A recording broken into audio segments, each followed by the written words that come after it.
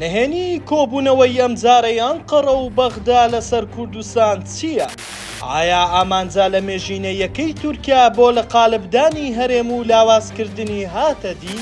عەلب ئەرسەلان وەزیری وزەی تورکیا ئەمڕۆ گەیشتە بەغدا لەگەڵ وەزیری نەوتی عێراق کۆبوویەوە.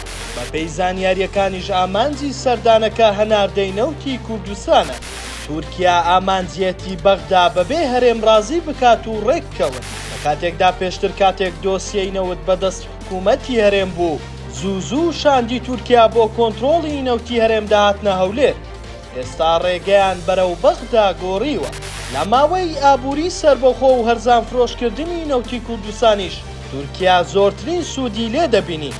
هەملە کڕینی نەوتی کوردستان بە نرخی هەرزان لە ڕێی گرێبەستی درێژخایەن هەموەرگرتنی پارەیەکی زۆری کرێی بۆڕی. پارەی نەوتەکەش هەردەگەڕایەوە بانکێکی تورکی.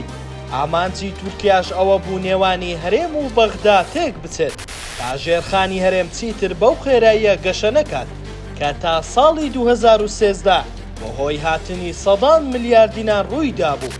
ئێستاش کە دۆسیەکە کەوتۆتە دەست بەغدا، دەوڵەتی تورکیا پشتی لە حکوومەتی هەرێم کردووە. دەیەوێ ئەو جارە سەودای نەوتی کوردستان لەگەڵ بەغدا بکات. داوای کردووە بۆڕی عێراق تورکیا کارا بێتەوە. خۆیان دوو قۆڵی لەگەڵ بەغدا بەهۆی هەڵەی سەرکردایەتی کورد دەیان ساڵی تر سوود لە نەوتی بێخاوەنی کوردستان ببینن. پێدوایە تاکەی سەرکردایەتی کورد پەن لە هەڵەکانی خۆیان وەرناگرن.